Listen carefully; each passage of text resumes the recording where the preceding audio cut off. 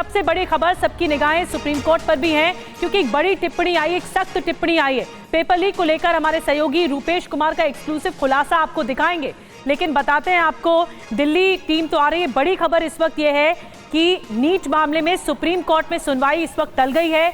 अमूल्य विजय की याचिका पर 8 जुलाई को सुनवाई होगी। एनटीए जो नेशनल टेस्टिंग एजेंसी है, केंद्र से 2 हफ्ते में जवाब भी मांगा गया है। कोर्ट की तरफ से दोबारा परीक्षा कराने और जांच की मांग की गई है इस याचिका में। और एक और बड़ी खबर, सुप्रीम कोर्ट में नितिन विजय की याचिका पर भी सुनवाई। वकील ने कहा है कि ऐसे परीक्षा तो कैसे डॉक्टर बनेंगे, ये वकील की तरफ से कहा गया। बड़ी टिप्पणी की गई। एनटीए ने कहा, नेशनल टेस्टिंग एजेंसी के जो वकील रहे उन्होंने कहा हमें जवाब देने दीजिए। नितिन की याचिका पर भी 8 जुलाई को सुनवाई होगी और सुप्रीम कोर्ट ने कहा है कि आज ही आदेश नहीं दिया जा सकता। आज एनटीए को बहुत फटकार पड़ी है। हालांकि ऑर्डर शीट पे नहीं ऑब्जर्व हुआ, लेकिन जजेस ने ये कहा कि you are playing with health of the country. जो ये एग्ज़ाम कैसे कैसे तैयारी होते हैं, ऑनरेबल जजेस ने ये भी एड्रेस किया कि उनको पता है कि कितनी मुश्किल से ये जो स्टूडेंट्स हैं वो तैयारी करते हैं। और अगर इसमें आप एडवर्सरी प्रोसीडिंग्स मत समझिए, ये आप अपने क्लाइंट को एडवाइस कीजिए कि अगर इसमें कुछ हो सकता है, फेयर इन्वेस्टिगेशन हो सकती है तो आप कीजिए, आप प्रिपेयर आइए। आप ये मत सोचिए कि आप अपने क्लाइंट को रिप्रेजेंट कर रहे हैं। तो ऑनरेबल कोर्ट्स आज उनको एनटीए को काफ़ी फटकार लगाई है और फिर से जो मेन मैटर है जुलाई 8 के लिए लगा दिया गया है। इस मामले में सुनवाई, अगली सुनवाई 8 जुलाई को होगी। लेकिन आज क्या कुछ हुआ सुप्रीम कोर्ट में, इसकी ज्यादा जानकारी पीयूष पांडे हमारे सहयोगी जुड़ चुके हैं। इसके अलावा बिहार से जो हलचल तेज है, ईओयू की जो टीम है वो कैसे एक्टिव नजर आ रही है, दिल्ली भी आने वाली है, उससे रूपेश से जानकारी भी लेंगे। पीयूष, पहले मैं आपके पास आ रही हूँ, सुप्रीम कोर्ट में आज क्या कुछ हुआ, क्योंकि एक बहुत सख्त टिप्पणी सुप्रीम कोर्ट की सामने आई है। लाखों छात्रों के भविष्य पर सवाल खड़े हो गए हैं। एनटीए को क्या कहा गया और अब क्या जवाब मांगा गया? बिल्कुल निधि, देखिए एनटीए को सीधे तौर पर सुप्रीम कोर्ट ने अपना रुख स्पष्ट कर दिया और ये कहा कि अगर 0.001% भी कहीं कोई लापरवाही हुई है तो उसकी निष्पक्ष जांच होनी चाहिए और उसको सुधार किया जाना चाहिए। हम बच्चों की मेहनत को भूल नहीं सकते हैं। हालांकि सुप्रीम कोर्ट ने ये स्पष्ट कर दिया कि वो अभी आदेश इसलिए नहीं जारी कर रहा है कोई, या किसी नतीजे पर नहीं पहुंच रहा है, क्योंकि अवकाशकालीन बेंच इस मामले पर सुनवाई कर रही है। और पहले भी इस मामले पर याचिकाएं दाखिल हुई थी जिनको 8 जुलाई के लिए सुनवाई के लिए लगाया गया। और आज अमूल्य विजय और नितिन विजय की याचिका पर नोटिस जारी करते हुए एनटीए और केंद्र सरकार से 2 सप्ताह में जवाब तलब करते हुए सुप्रीम कोर्ट ने 8 जुलाई के लिए मामला लगा दिया और सभी याचिकाओं के साथ इस मामले को संबद्ध कर दिया है। जो एनटीए की स्थानांतरण याचिका है उस पर भी नोटिस जारी हुए हैं और उस पर भी 8 जुलाई को ही सुनवाई होगी, क्योंकि हाई कोर्ट में भी ऐसे मामले दाखिल किए जा रहे हैं। अहम बात यह है कि सुप्रीम कोर्ट ने आज कड़ी नाराजगी जताई है और एनटीए से कहा है कि इस मामले में कहीं भी अगर लापरवाही हुई है तो उसको दूर किया जाना चाहिए और निष्पक्षता से उसे अपना पक्ष सामने रखना चाहिए। ये स्पष्ट कर दिया है सुप्रीम कोर्ट ने कि अब 8 जुलाई को जो हेयरिंग होगी इस मामले पर, उसमें कहीं ना कहीं सुप्रीम कोर्ट स्पष्ट रुख अपनाएगा और इस मामले में एनटीए को बड़ी सावधानी से कदम आगे बढ़ाना होगा। अमूल्य विजय जो कि याचिका करता है, उन्होंने बड़े सवाल खड़े किए हैं और अब 2 हफ्ते में जवाब भी मांगा गया है। और अब एक जो बड़ा खुलासा हम बताने जा रहे हैं उसके बारे में बात करते हैं। टीवी9 के खुलासे के जो हम बताने जा रहे हैं कि नीट गड़बड़ी पर टीवी9 भारतवर्ष एक बड़ा खुलासा आपके सामने करने जा रहा है। पटना के जो एजी कॉलोनी के लालू खटाल के पास एक अहम सुराग मिला है और ये बहुत बड़ा सुराग है। किराए के मकान में कई बैंकों के एटीएम कार्ड तक मिल गए। ईओयू यूनिट जो है वो पासबुक भी जब्त किए गए हैं। जो एटीएम मिले हैं, एटीएम कार्ड्स मिले हैं, उसे भी जब्त किया गया है। टीवी9 के पास जब्त सामानों की पूरी डिटेल्स मौजूद है। इसमें आप देख रहे हैं कि क्या कुछ बरामदगी अब तक हुई है। और पटना का लालू खटाल का इलाका, यहां से क्या क्या मिला है आइए आपको बताते हैं। टीवी9 की सुपर एक्सक्लूसिव खबर, एसबीआई का जो एटीएम कार्ड है वो भी मिला है, जिसकी संख्या हम इस वक्त आपको टीवी स्क्रीन पर दिखा रहे हैं। बैंक ऑफ बड़ौदा का एटीएम कार्ड भी मिला है, जिसकी संख्या इस वक्त टीवी स्क्रीन पर आप देख रहे हैं। ये जो अकाउंट होल्डर है इसके बारे में पता लगा है। सेंट्रल बैंक ऑफ इंडिया का जो पासबुक खाता है उसकी संख्या भी सामने आ गई है। एचडीएफसी बैंक का पासबुक खाता सामने आया है, ये अकाउंट सामने आया है, सेंट्रल बैंक ऑफ इंडिया का पासबुक खाता भी सामने आया है। तो अब इस पूरे मामले पर ये जो अकाउंट होल्डर्स की सूची सामने आई है उसके बारे में पड़ताल चल रही है। कोटक महिंद्रा बैंक का जो चेकबुक है वो रवि कुमार का नाम इसमें बताया जा रहा है, जो कि 19 पन्ने का बताया जा रहा है। आईसीआईसीआई बैंक का डेबिट कार्ड जो है वो शत्रुघ्न सिंह के नाम से बताया जा रहा है। और क्या कुछ डिटेल्स सामने आई है इस खुलासे से जुड़ी हुई, क्योंकि ये जो और अभी और खुलासे होने बाकी हैं, लेकिन पासबुक और एटीएम का क्या खेल है रूपेश कुमार से ही जानते हैं, क्योंकि वो इस वक्त पटना में मौजूद हैं और बड़े खुलासे हुए। रूपेश, ये जो डिटेल निकलकर सामने आई है पासबुक और खाते की, इसके बारे में क्या बताया जा रहा है, क्या कनेक्शन है इसका नीट पेपर लीक मामले से? देखिए, नीट पेपर लीक मामले में सबसे अहम है कि सबके स्वीकारोक्ति सबकी आ चुकी है। सबने अपनी इकबालिया बयान दर्ज कराया है और वो दर्ज बयान भी TV9 भारतवर्ष के पास मौजूद है। जो आर्थिक अपराध इकाई की विशेष टीम ने 13 लोग जो गिरफ्तार हुए हैं, जिसमें 4 परीक्षार्थी हैं, उन परीक्षार्थियों में सबसे अहम है आयुष राज। उस आयुष राज का रोल नंबर, जो रोल कोड है, और प्रश्न पत्र का जो 23 पन्नों का प्रश्न पत्र है उसका सेट R3 है। और आयुष राज ने यह स्वीकार किया है कि इन सॉल्वर गैंग के सदस्यों ने, सिकंदर ने, अमित आनंद ने और नीतीश कुमार ने उन्हें जो प्रश्न पत्र दिया था, जब वो परीक्षा हॉल में गए तो हूबहू उसने ये शब्द इस्तेमाल किया है कि 100% जो प्रश्न पत्र और जो जवाब उसे रटने के लिए दिए गए थे, जो उसने 4 और 5 मई की दरमियानी रात उसने पूरी रात रटा है, वही प्रश्न पत्र परीक्षा हॉल में जाने के बाद हूबहू आया है। और बाकी जो परीक्षार्थी हैं उन्होंने भी ये स्वीकार किया है। और तमाम बातें, कितने में डील हुई थी, कौन कौन किसका passbook, chequebook, ATM card, debit card तमाम वहाँ जमा किए गए थे, कितने छात्रों को लर्न प्ले स्कूल में रात में रखा गया, वहाँ उन्हें प्रश्न पत्र मुहैया कराया गया, कितने को लालू खटाल जो एजी कॉलोनी के बगल में किराए का मकान लिया गया वहाँ रखा गया। और सबसे अहम है जो मैं कहने जा रहा हूँ कि बिहार की राजधानी पटना के एक बड़े सरकारी संस्थान में भी 4 बच्चों को रखा गया, जहाँ उन्हें प्रश्न पत्र जवाब के साथ दिए गए, आंसर के साथ। और उसी सरकारी संस्थान के कमरे में बैठ करके 4 बच्चों ने पूरी रात आंसर रटा और उसके बाद वो अपने परीक्षा केंद्र पर गए थे। एक और खुलासा जो आप के जरिए सामने आया है, ये एक बहुत बड़ा खुलासा है कि कैसे किराए के मकान में रहकर ये छात्र इस तरह से चीटिंग कर रहे थे और फिर ये पूरा खुलासा हुआ। एक और बड़ी खबर ये कि बिहार के इकोनॉमिक ऑफेंस यूनिट के 2 अफसर दिल्ली आ रहे हैं जांच पड़ताल के लिए। डीएसपी गिरीश कुमार, इंस्पेक्टर भी दिल्ली आ रहे हैं। एनटीए से, नेशनल टेस्टिंग एजेंसी से प्रश्न पत्र लेने के लिए दिल्ली आ रहे हैं, क्योंकि पूरा मामला क्वेश्चन पेपर से जुड़ा हुआ है और अब तक उपलब्ध नहीं कराया गया, इसीलिए दिल्ली आ रहे हैं। पहले 3 बार एनटीए से मांग चुके हैं प्रश्न पत्र, लेकिन नहीं दिया गया। दिल्ली आखिर क्यों आ रहे हैं, अब आपको बता रहे हैं। ये जो यूनिट है वो इस वक्त एक्टिव नजर आ रही है। एनटीए से प्रश्न पत्र की कॉपी लेने के लिए पेपर का मिलान करना चाहती है ईओयू की टीम। और 5 मई को मिला था जला हुआ प्रश्न पत्र, जिसके बाद हलचल तेज हो गई। एनटीए को 3 रिमाइंडर तक भेजे गए कि आपको क्वेश्चन पेपर देने हैं ईओयू की तरफ से, और ईओयू के रिमाइंडर्स पर जवाब नहीं मिला एनटीए की तरफ से। तब ये कार्रवाई हो रही है कि ये टीम दिल्ली आ रही है। प्रश्न पत्र न मिलने से जांच पर असर संभव है और इसीलिए अब एक और बड़ा खुलासा। आगे बढ़ने से पहले आपको ये बता देते हैं कि नीट विवाद पर TV9 ने अब तक क्या क्या खुलासे आपके सामने कर दिए हैं। ये बहुत बड़े खुलासे, एक्सक्लूसिव खुलासे हैं, जिसमें पेपर लीक केस में पासबुक बरामद हुआ है और ये पासबुक TV9 के पास, की कॉपी TV9 के पास है। पेपर लीक का जो सिकंदर है, जो मास्टरमाइंड है, उसके बारे में सबसे पहले जानकारी TV9 ने आपको दिखाई, TV9 ने, भारतवर्ष ने आपको दिखाई। और इसके अलावा 6 पोस्ट डेटेड चेक किसके, ये भी सबसे पहले TV9 ने आपको दिखाया। ये भी एक बहुत अहम खुलासा था। 6 पोस्ट डेटेड चेक से जुड़ा हुआ। दिल्ली आ रही है ईओयू की टीम, ये भी सबसे पहले TV9 ने आपको बताया है। तो एक के बाद एक कई बड़े खुलासे हो रहे हैं।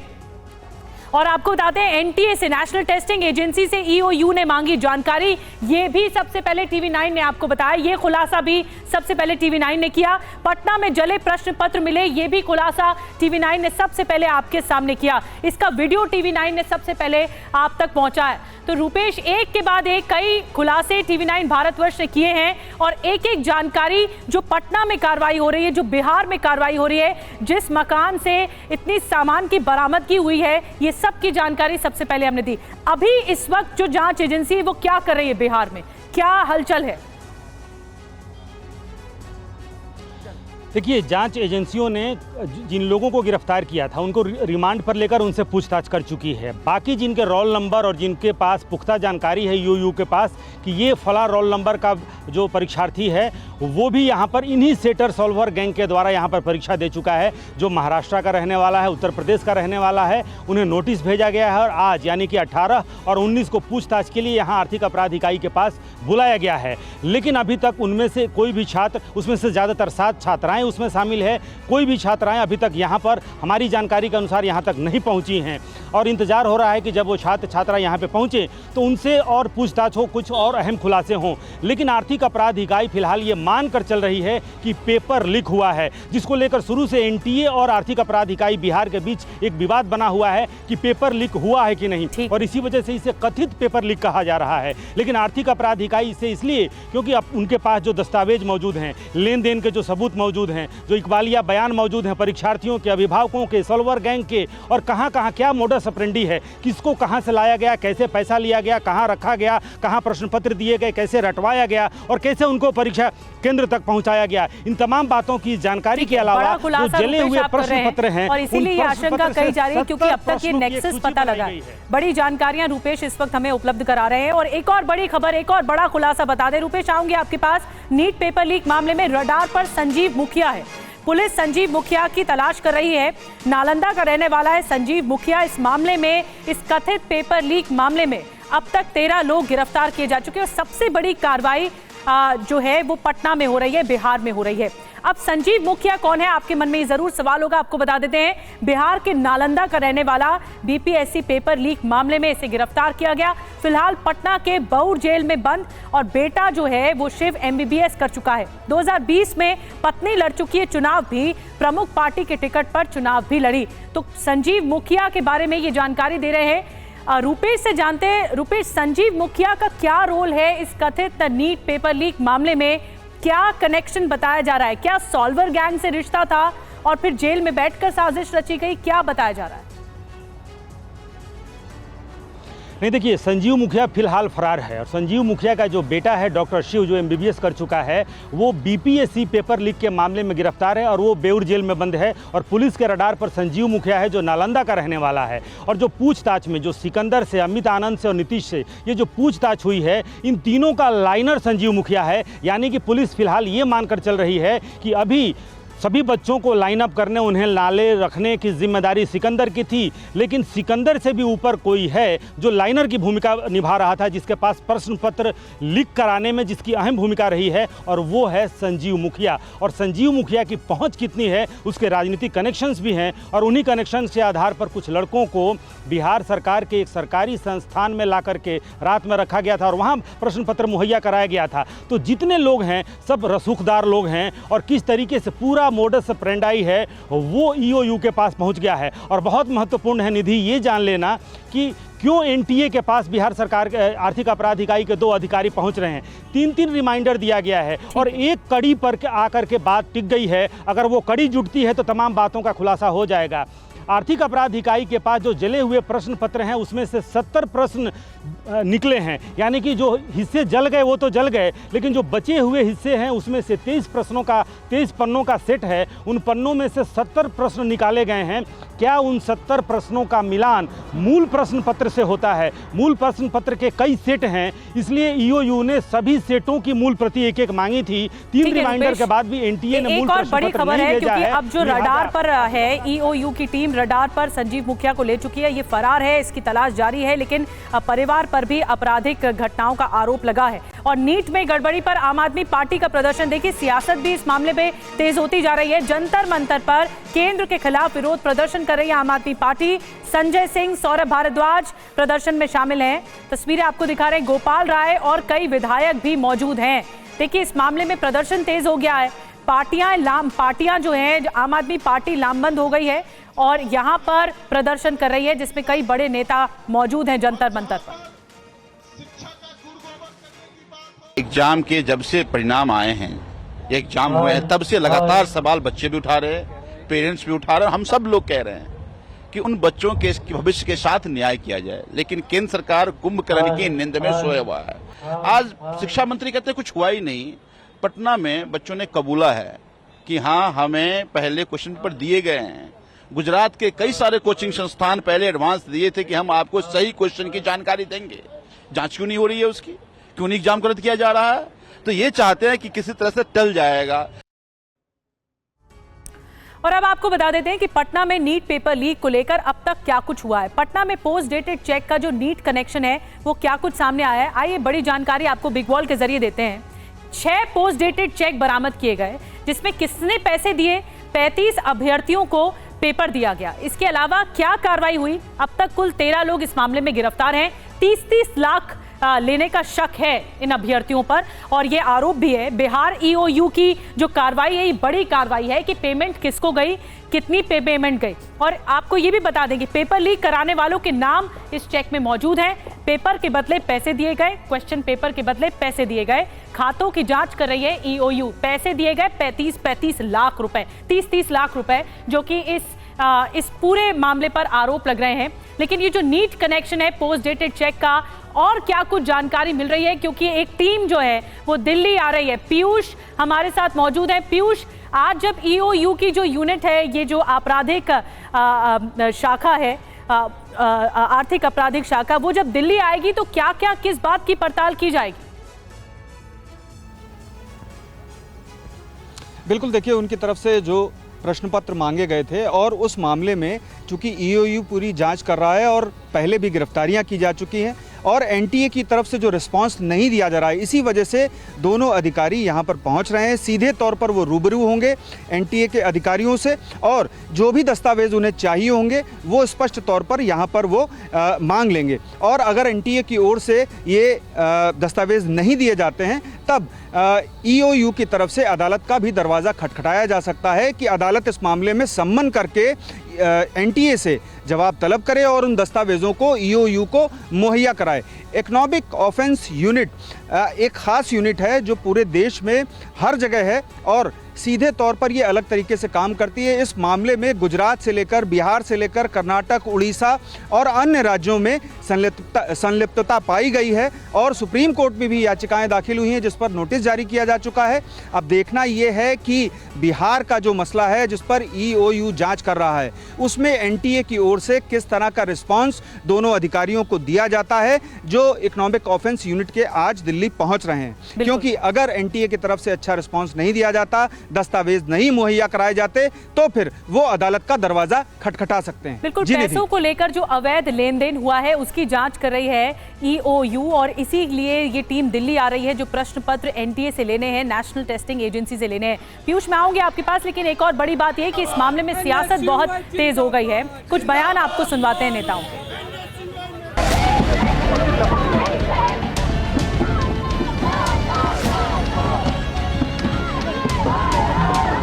दो जगह पे कुछ गड़बड़ियों की भी ध्यान आई है। मैं छात्रों को और अभिभावकों को आश्वस्त करता हूं, उसको भी सरकार बड़ी गंभीरता के साथ लिया है, वो जानकारी हमको मिली है। हम वो सारा विषय को एक निर्णायक स्थिति तक ले जाएंगे। उसमें कोई भी बड़े अधिकारी हो, एनटीए की कितने भी बड़े दायित्वधारी हो, अगर वो उनमें गुनहगार पाए जाएंगे उनको भी छोड़ा नहीं जाएगा, और एनटीए में बहुत सुधार की आवश्यकता है।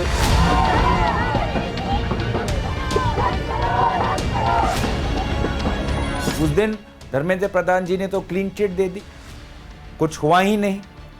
उसके बाद हम दबाव बनाते गए, विभिन्न छात्र संगठन इसमें शामिल हुए, अब जाके वो 2 दिन बाद ये कबूल करने लगे कि हाँ कोई चूक हुई।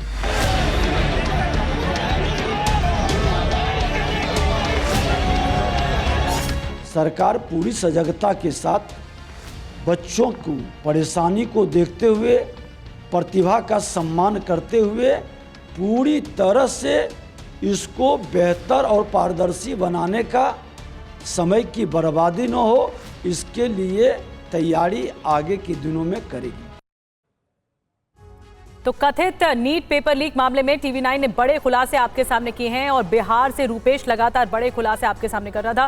बहुत बहुत धन्यवाद रूपेश, अगली खबर के लिए आपके पास आएंगे। फिलहाल एक बड़ी खबर बिहार से ही है, एक और, कि बिहार के मुजफ्फरपुर में हैरान कर देने वाली तस्वीर सामने आई। एक वारदात ऐसी जो वाकई हैरान करती है। नौकरी दिलाने के नाम पर यौन शोषण का खेल चल रहा था। सोशल मीडिया पर दोस्ती के बाद यौन शोषण किया गया। नेटवर्किंग कंपनी में नौकरी दिलाने का झांसा दिया गया लड़कियों को। विरोध करने पर बेल्ट से इन लड़कियों की पिटाई की गई। ये तस्वीरें वाकई विचलित करने वाली हैं, लेकिन नेटवर्किंग कंपनी में नौकरी दिलाने के बहाने झांसा दिया गया नौकरी का और उसके बाद यौन शोषण किया गया। पुलिस ने इस पूरे मामले में क्या कार्रवाई की है आपको बताएंगे, लेकिन पहले आपको आरोपियों की दरिंदगी दिखा देते हैं।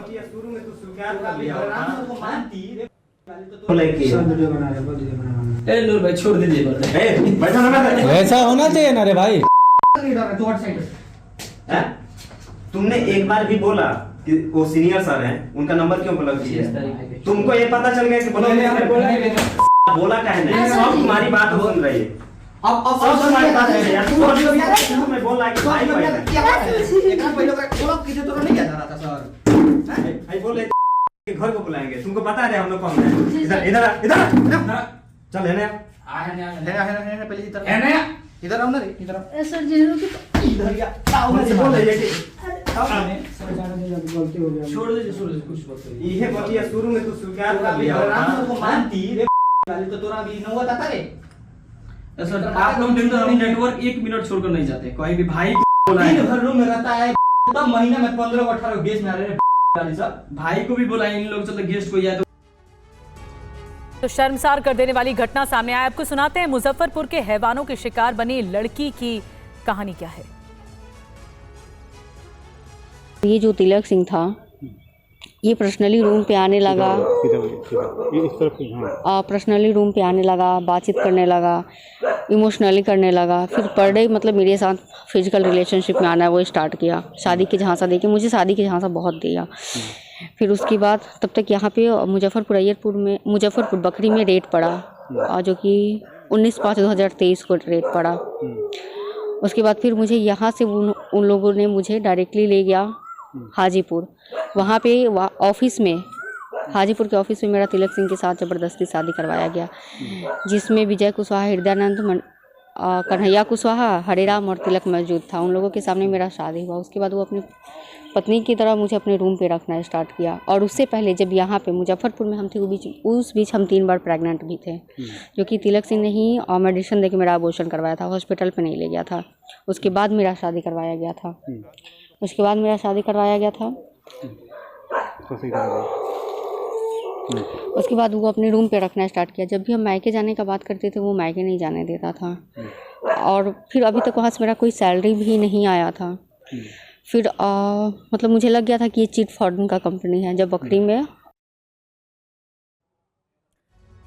तो लड़की की आप बीती सुनी आपने, पीड़ित लड़की की, और इस मामले में क्या पुलिस ने अब तक कार्रवाई की है। रूपेश हमारे साथ, हमारे सहयोगी सीधा जुड़ गए हैं। रूपेश, मुजफ्फरपुर का ये जो मामला है बहुत भयानक मामला है, जिसमें लड़कियों की आप बीती भी सामने आई। पुलिस ने अब तक क्या किया इस मामले में? देखिए बिल्कुल, और लड़की ने जिस तरीके से बयान दिया है, जो वीडियो फुटेज सामने आए हैं, अगर लड़की के बयान को पर अगर गौर करें तो लड़की ने पुलिस को जो बयान दिया है और जो लिखित FIR दर्ज कराया है, उसमें कहा है कि ये सिर्फ कहानी उसकी नहीं है, ये दरिंदगी, ये वहशीपना सिर्फ उसके साथ नहीं हुआ है, बल्कि बिहार के अलग अलग जगहों पर 100 से ज़्यादा ऐसी लड़कियाँ हैं जो इस वक्त यही पीड़ा झेल रही हैं, जिन्हें नशे का इंजेक्शन दिया जाता है, जिनके साथ अवैध संबंध बनाए जाते हैं, जिनको ना सिर्फ बिहार के अलग अलग ज़िलों में बल्कि नेपाल तक उनको भेजा जाता है। और जो कहानी है, अगर उसकी सत्यता अगर पुलिस उसकी जांच करे, सिर्फ FIR एक ही हुआ है। 2 अन्य लड़कियां जो छपरा और गोपालगंज की रहने वाली हैं, उन दोनों लड़कियों ने मौखिक बयान दिया है, उन्होंने FIR दर्ज नहीं कराया है। लेकिन जो बातें सामने आ रही हैं वो पुलिसिया जब जांच शुरू होगी, जिसने FIR कराया है कि क्या इसी तरीके से ये जो DVR यूनिक जो कंपनी है, ये नौकरी देने के नाम पर जिस तरीके से क्या एक गैंग चला रहा है, क्या एक लड़कियों को लेकर के जो अवैध व्यापार, जो इसके पहले भी खुलासा हो चुका है कि किस तरीके से मुजफ्फरपुर बालिका गृह कांड के मामले में मुजफ्फरपुर में ही वो घटना हुई थी, क्या ये मामला उसी तरह का उतना ही बड़ा है जितना जिस लड़की का बयान अभी हम अपने TV9 भारतवर्ष पे दर्शकों को सुना रहे थे, उसने जो दर्ज कराया है कि सिर्फ वो अकेली नहीं है बल्कि 100 से ज़्यादा ऐसी लड़कियां हैं। अगर 100 से ज़्यादा ऐसी लड़कियों का नेटवर्क बना करके और इसी तरीके से रूपेश, आप नजर बना के रखिए कि कई लड़कियों की एक खौफनाक कहानी जो है वो सामने आई है।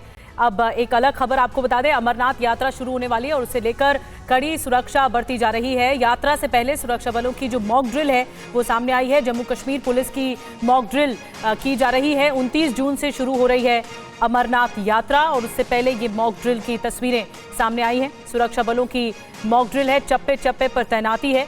अमरनाथ यात्रा शुरू होने से पहले जम्मू कश्मीर पुलिस की मॉक ड्रिल को अंजाम दिया जा रहा है। तो तस्वीरें आपको दिखा रहे हैं कि किस तरह से हर परिस्थिति से निपटने के लिए ये मॉक ड्रिल की जा रही है। जम्मू से तस्वीरें सामने आई हैं जहां पर सुरक्षा बल मौजूद हैं और चप्पे चप्पे पर उनकी तैनाती है।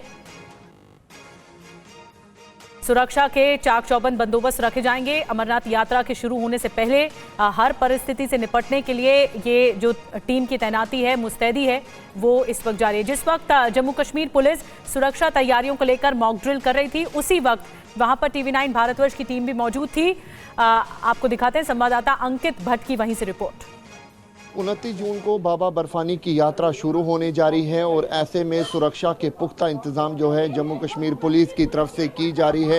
ये जम्मू कश्मीर पुलिस के स्पेशल ऑपरेशन ग्रुप के जवान हैं और उसके साथ साथ CRPF के जवान हैं जो लगातार यहाँ पे पूरे इलाके में मॉक ड्रिल चला रहे हैं। और यहाँ जिस जगह पे मैं मौजूद हूँ ये यात्री निवास है और तस्वीरों में आप साफ तौर पर देखिए कि किस तरीके से पूरी बिल्डिंग को अपने घेरे में डाला हुआ है और यहाँ पर जो रूम इंटरवेंशन है वो यहाँ पर किया जा रहा है। सुनिश्चित किया जा रहा है कि पूरा इलाका जो है वो यहाँ पर अपने कंट्रोल में रहे। और तस्वीरों में आप देखिए कि किस तरीके से जो यहाँ पर जम्मू कश्मीर पुलिस के ऑफिसर है, जवान है, वो पूरी तरीके से यहाँ पर जो मॉक ड्रिल है वो यहाँ पर कर रहे हैं।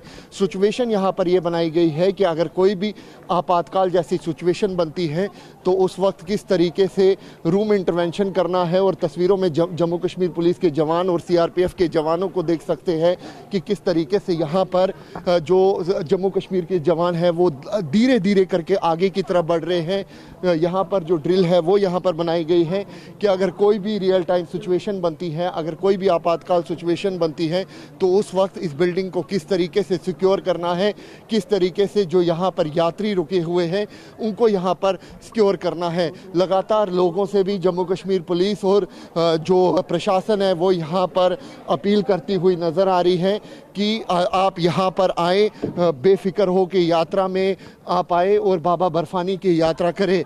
चाहे वो बाल्टल रूट हो, चाहे वो चंदनवाड़ी रूट हो, चाहे वो अनंतनाग की तरफ जो जाती है पहलगाम रूट हो, उसको यहाँ पर पूरी तरीके से सुरक्षा बलों ने अपने कंट्रोल में लिया हुआ है। और अब क्योंकि कुछ ही दिन में बाबा बर्फानी की यात्रा शुरू होगी और तस्वीरों में आप देखिए कि किस तरीके से यहाँ पर लगातार जो रूम इंटरवेंशन है वो यहाँ पर सुरक्षा बलों की तरफ से किया जा रहा है। चप्पे चप्पे पर यहाँ पर सुरक्षा बलों के जवान, स्पेशल ऑपरेशन ग्रुप के जवान पूरी तरीके से अपने कंट्रोल में यहाँ पर इस पूरी बिल्डिंग को लेते हुए नज़र आ रहे हैं। ये एक मॉक ड्रिल है जो हम आपको दिखा रहे हैं और अंदाज़ा लगाइए कि अगर रियल टाइम सिचुएशन, अगर ये मॉक ड्रिल है तो रियल टाइम सिचुएशन किस तरीके की होगी। ये देखिए किस तरीके से जवान धीरे धीरे करके अंदर की तरफ जा रहे हैं, हर एक मूवमेंट को यहाँ पर सिक्योर कर रहे हैं, हर एक इलाके को यहाँ पर सिक्योर कर रहे हैं।